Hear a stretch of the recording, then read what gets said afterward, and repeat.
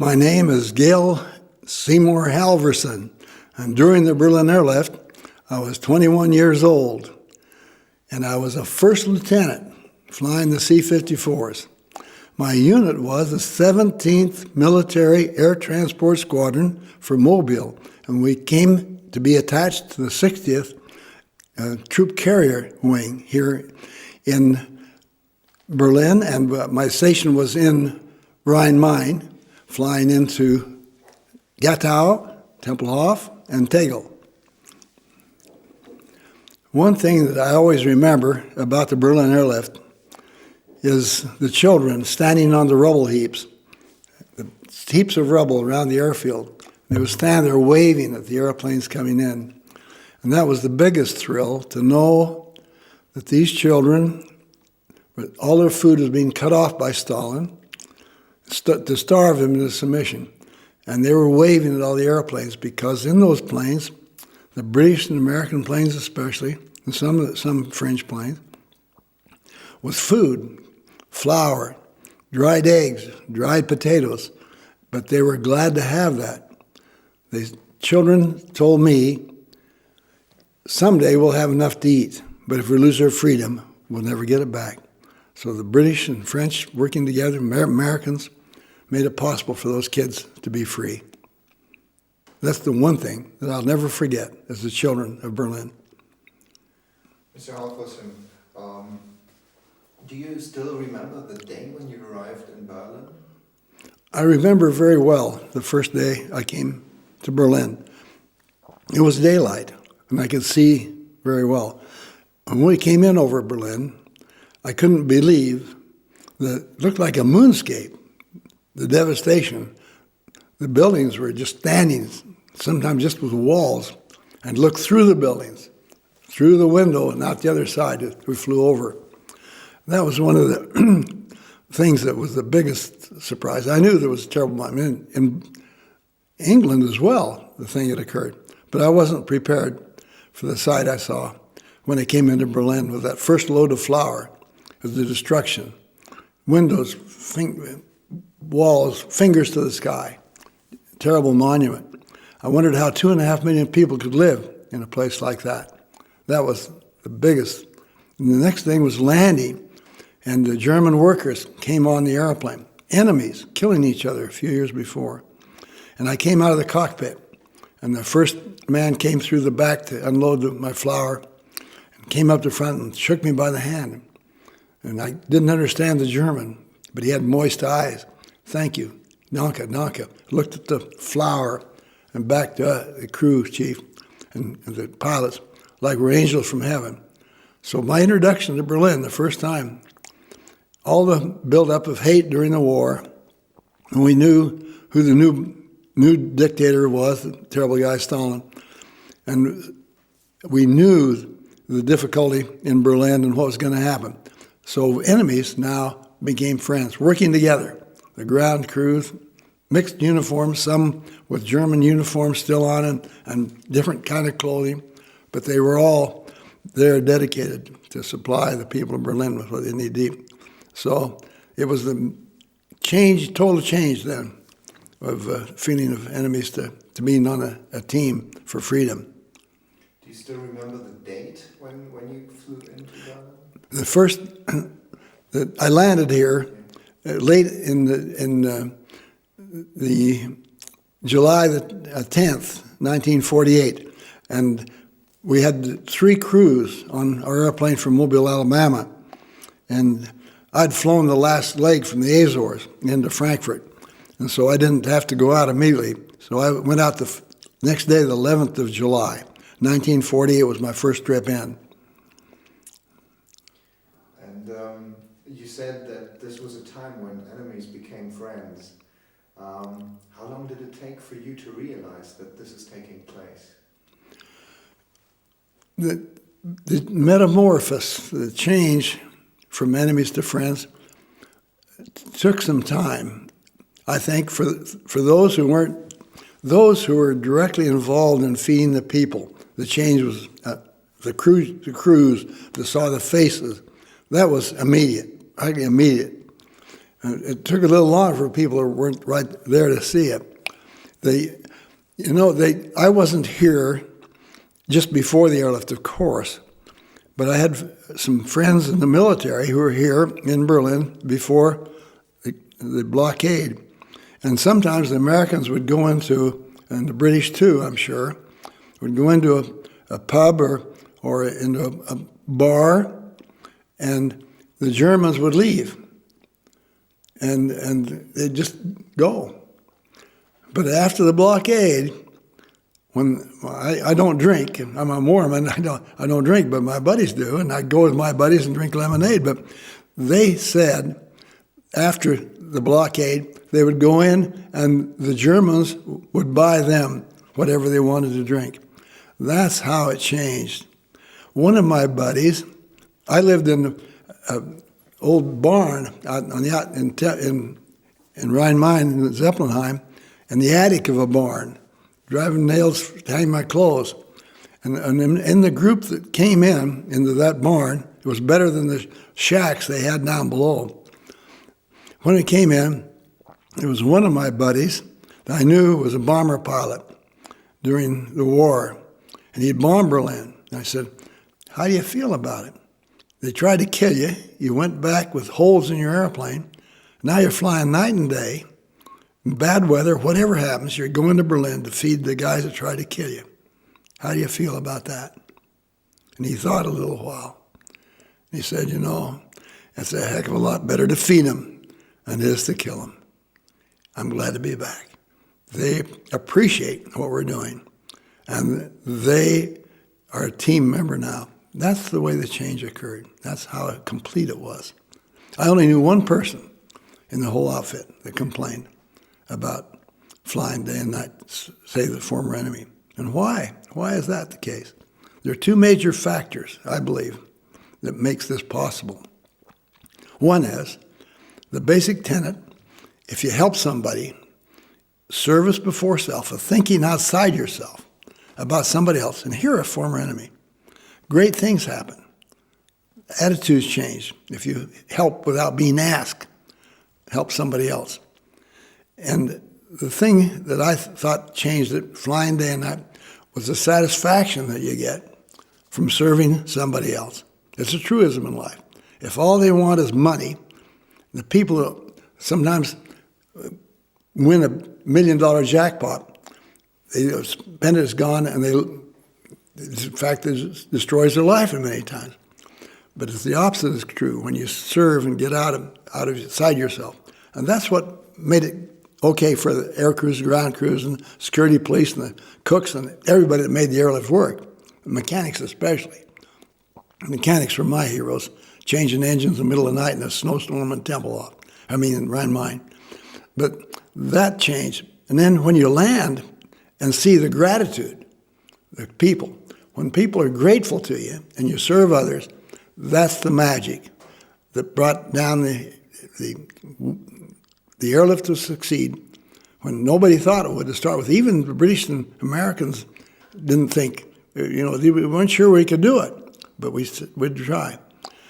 So that kind of an attitude and the people being grateful back to you are the kinds of things that brought down the wall eventually, and probably a reunification of Germany. I believe that if the airlift had not succeeded, I don't think we'd have seen the same world as we did, as the world evolved later after that event. You said you lived in Frankfurt and you always flew to Berlin and flew back immediately, so you had no apartment in Berlin. We had no time in Berlin. At first, when I arrived, when we landed in Berlin, we had a snack bar in the temple often in the terminal building. So we'd have our hamburgers and hot chocolate or whatever then, and then go out the airplane. Well, sometimes the airplane was unloaded before we got through the line, and it was an empty airplane there.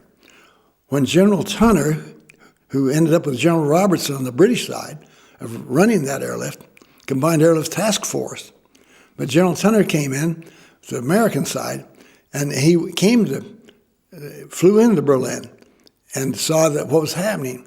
And when he went back, we didn't ever get in the building again.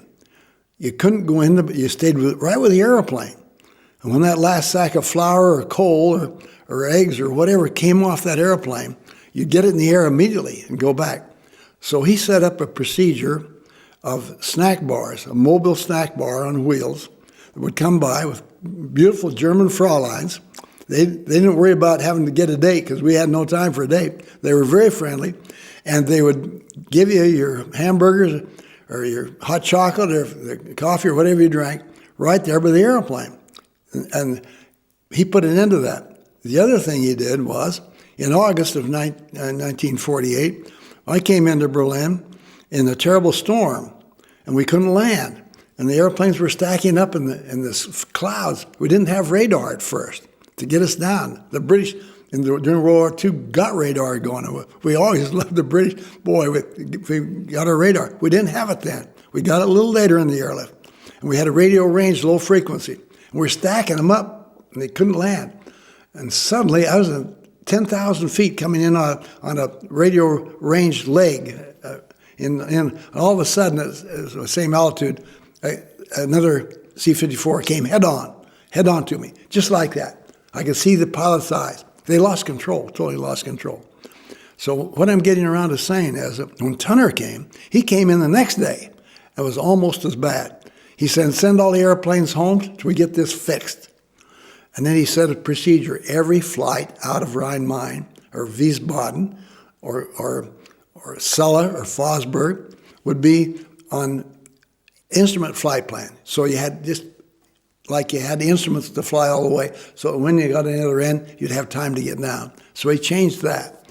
Changed the loading procedures to you stay by your airplane and you take right off. He made some major changes there that made a lot of difference in the airlift. But there were also accidents. There were people who lost their lives, comrades, friends of yours, probably. How did you live those? There were accidents, of course, with that many airplanes in the air at the same time. There would need to be accidents. And one of my good friends that I knew of that flew out of Westover Air Force Base was involved in an accident, was killed. There was 31 Americans, 39 British, and some Germans who were working with the airlift that gave their lives for the freedom of Berlin. And so it seemed like that when you're young, you said, it's not going to happen to me anyway, and we felt that accidents are going to happen even if you're not flying the airlift. I mean, just in the operation of inherent. So we accepted that. I don't know anybody that complained. That's why we fly. We know the airplane might come down. But it was because of the congestion and still a safety record for the number of hours flown on the airlift, on the American side. And you compare it to the fatalities for the numbers of hours flown around different parts of the world, it wasn't too different. It wasn't too different. So it was a tribute to General Tunner and General Robertson for the procedures they set up for the airmen. At that time, it is hard to imagine for teenagers of our days now who have a cell phone in their pocket and who write on the internet. How did you communicate with your family? Well, we didn't. By mail. By mail, we'd get a letter, and when we got here, we didn't hear anything from the family for about 15 days, and then we'd wait for the mailman, the people to bring the mail, say mail calls, new mail come in. Boy, we'd all head for the post office for the mailman, and it is amazing. You think back that today the people, the adults, not only teenagers but adults, have to drive talking on a cell phone. They can't wait till they get where they're going. They got to visit on the cell phone. That's dangerous. And young people texting, the immediacy. I guess that the one thing that's not the best in these days is the fact that everything's got to happen now. I mean, it's got to be right now. And if you don't listen to the evening news immediately, when you go home, the world's going to come to an end or something. It's crazy. But I think it's a bad habit is something that it's accelerated that I don't like, because it interferes with the young people get so used to, got to talk, I got to communicate right now, and that was surely a major difference. We'd wait for a letter, and we managed that somehow. So if your family has followed news and they knew the World War was over in 1945, and then you came to Germany after the World War, and you were flying help operations for the population in Berlin, did they understand that? This process that you lived yourself, you have seen it's good to help people, it's better to help them than to bomb them, your friends said. Yeah. How did your family understand that? Yeah. I think it was for the American public, for generally speaking, to understand why we were doing this in the first place. Why we do this? It's not our responsibility. They started this thing. I just got home from overseas, and I was flying South Atlantic Theater in Africa, and just got home, and then they said, "Hey, in the morning you're going to Berlin, going to Germany to fly the airlift." So it was a change. It was a change. I think there were many families of military people who just came home from the war were the ones that really had a hard time understanding that, because they just welcomed them home. We've just been home a couple of years, just getting established in life, and then being asked to go right back. And that was hard for them to make that change, as it was for the Germans to become friends. I think that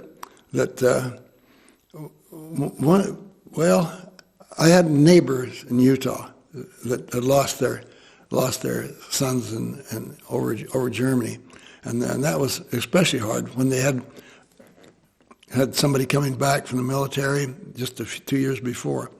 So it was a hard change for them, but for us who stayed in the Air Force after the war, every month after the war we had a briefing about intelligence briefing of what's going on in the world.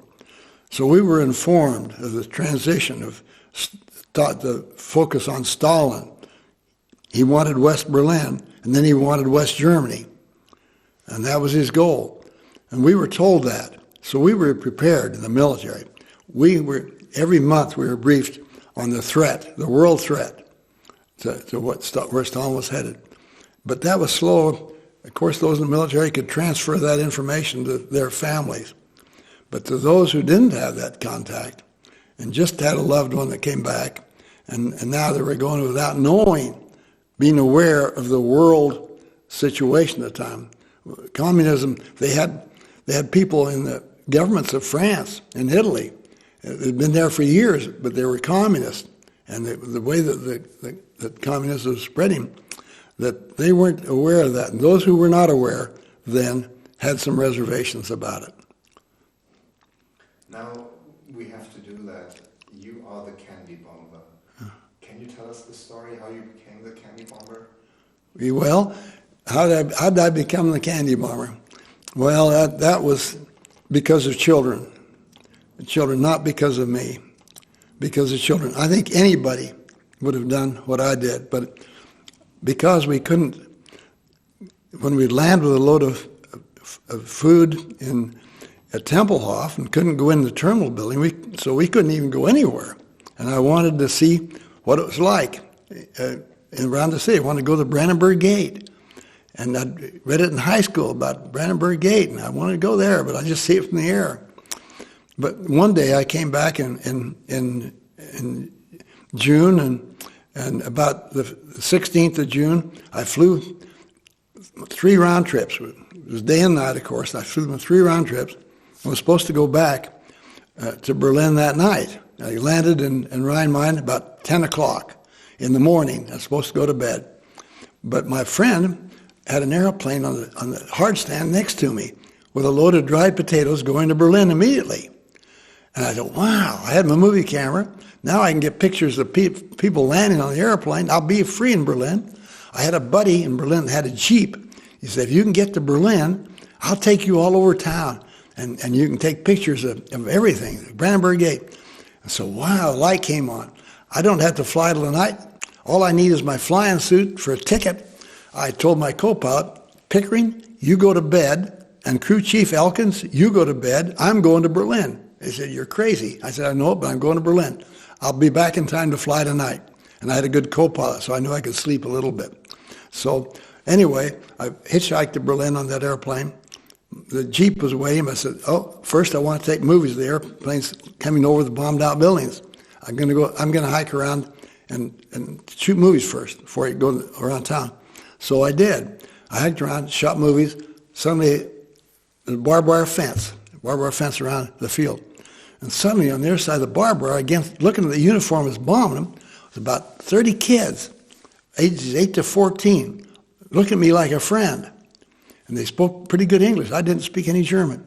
And I was there an hour, and they were telling me, look, the weather's good now in July, but you wait until fall comes, ice and snow, and you can't get in here very often. You won't be able to make it as often as now.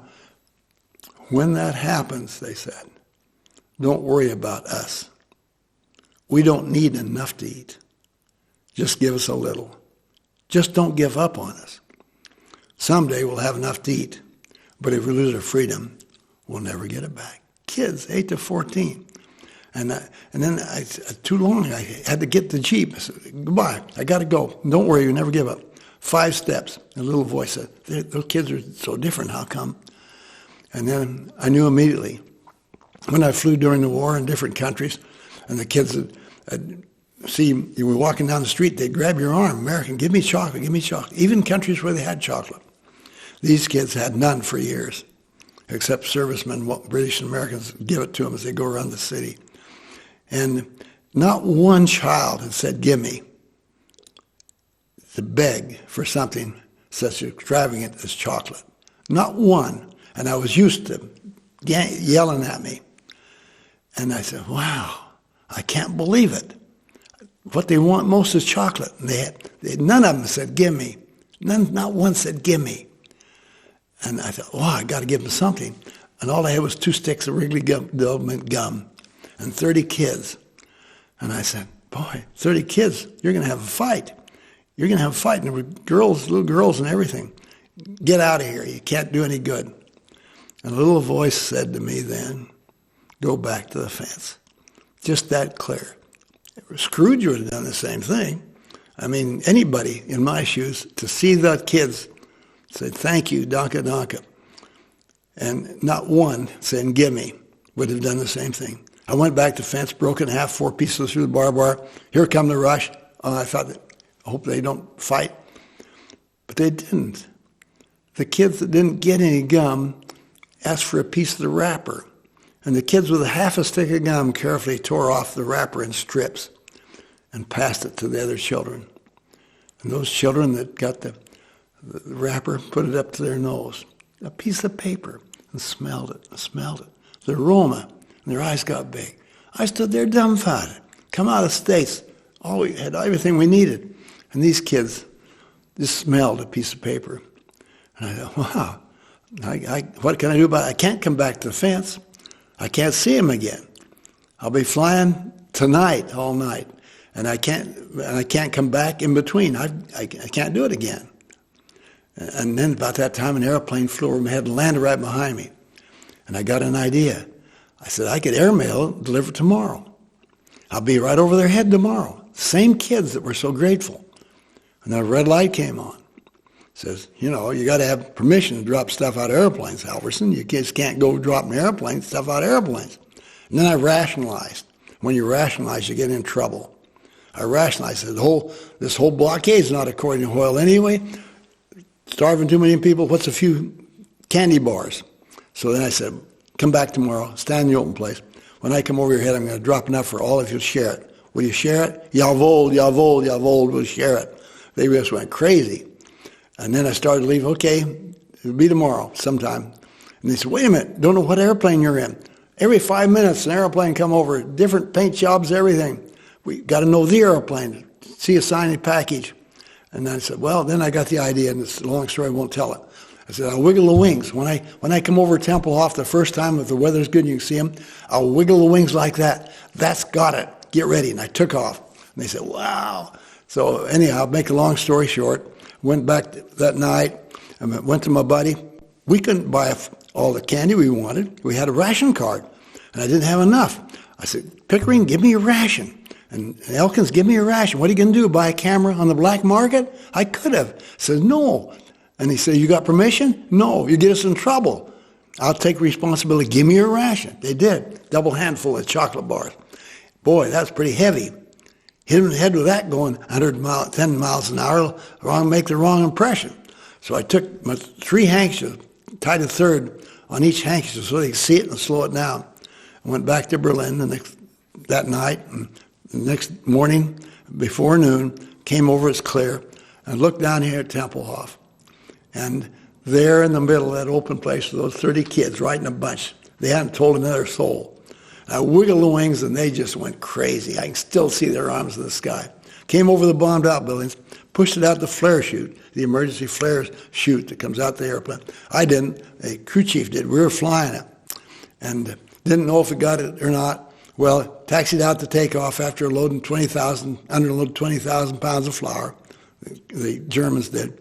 And there, between the barbed wire was 3 handkerchiefs waving at all the airplanes, mouths going up and down. Well, make a long story short, I did it for 3 weeks. I did it. And then the German newspaper guy took a picture of the parachutes coming out. He'd heard about it. And my airplane tail number, and landed in Rhine-Main. And the officer came on the airplane. Who's flying this airplane? He said. My buddy said, he is. Why? Colonel Long wants to see you immediately. Well, I said, what are you doing, Halvorsen? Chewed me out. Thought he was going to be court-martialed for dropping stuff without a permit. General Tunner had called him and said, that's a good idea. Let him do it. Well, it went crazy then. All my buddies were doing it. And from Great Britain, people that got bombed so bad and had nothing either, I got candy donations from the British in England to give to the Germans, to drop. I've got a letter to those people.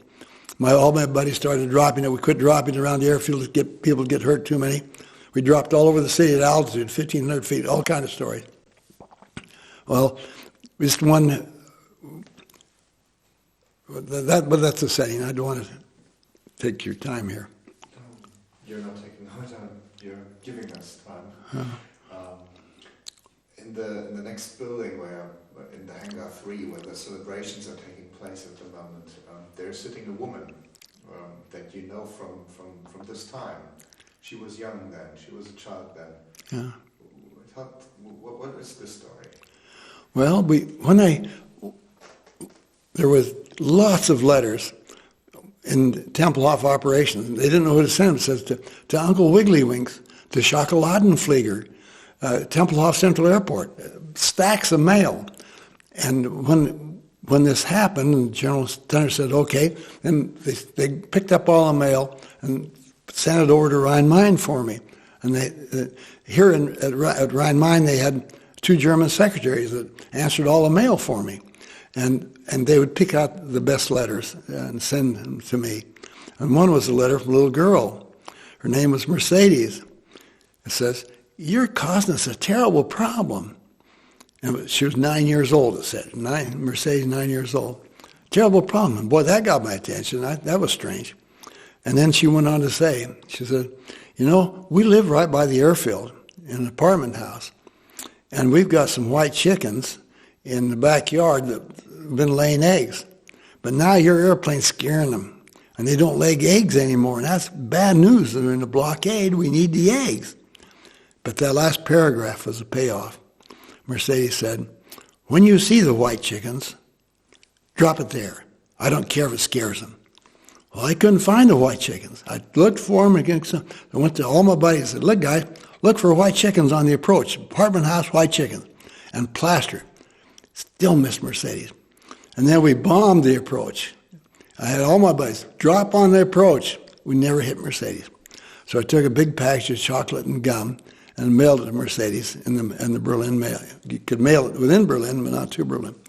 Well, in 1970, because of 2 sticks of gum at Tempelhof in 1948, I became the commander of Tempelhof in 1970 for 4 years, for 2 sticks of gum in 1948, for 2 sticks of gum. When I got here at Berlin to run the airport, the Tempelhof airport, I got hundreds of letters from everybody in Berlin who'd caught a parachute. They wanted me to come to their house for dinner. I'd have eaten free for 4 years, but I couldn't. Every night, I was invited out to be in the community. The Vietnam War was going on. There was tension in the world. Excuse me. And I was afraid that, well, I wasn't afraid. I was asked out all the time. Excuse me, we've got to cut here a minute.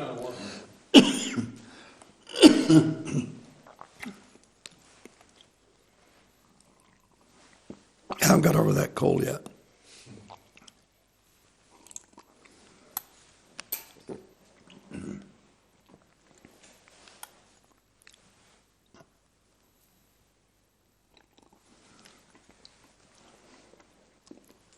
So that I just turned down. Give me pause. Tell me when you're ready. I think he's ready. Whenever you want. Oh, okay. If you need a pause, you can take it. Oh, okay. Thank you. So, I got it. Just a second. Still got something stuck right there. Well, this is a fantastic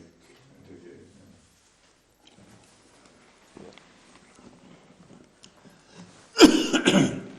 Okay, let's try it. Well, all of these letters that they gave to me, I saw this one that was Mercedes, and excuse me, we covered that. Yeah, we covered that.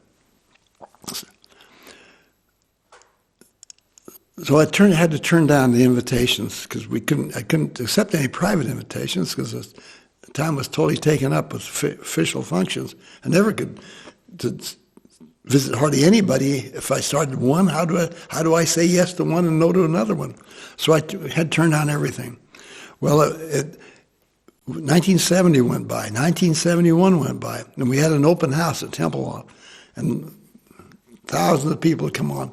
And one day, and one of those times, a young man came up to me and said, "My wife's got a letter that you ought to know about." And I said, "Well, yeah, I can understand that." And he says, "No, but this is a special letter." And I said, "Well, they were all very special." And he says, "But you must come. There's a reason you must come." And so I said, "Wow, this person is very insistent, and I'll cancel something." So I canceled an appointment in a city function one Wednesday night. I took my wife and 2 boys to this place in Handelstrasse, and not too far from Tempelhof. Rang the clinger, and down came a young couple, and took me. It said, "Come on upstairs. Thank you for coming." And my wife and Alton and I went upstairs, and she says, "Come in the front room." And she reached in the china cabinet and took out a letter and handed it to me, and it said, "Dear Mercedes, I can't find your white chickens, but I hope this is okay." And she said, "You silly pilot, I'm Mercedes. Step over here 5 steps, and I'll show you where the chickens were, down below." And sure enough, down below was just the door left of where the little chickens used to be, but no more. From that time on, we became very close friends. And when I came back from Berlin and back into the States, they came to the States for a month and stayed with us. And so we've had a close relationship all through the years because of 2 sticks of gum and some white chickens. So it's been a wonderful experience to understand if you serve somebody, you're going to get back blessings you don't even know about, you're not even aware of, if you do something for somebody else without asking. This is an amazing and beautiful story. One last question. You're still flying. You are. I think last time we've seen us, you've told me that you've flown somewhere and you've dropped candy again in order to commemorate. Yes, I still have a pilot license and a physical.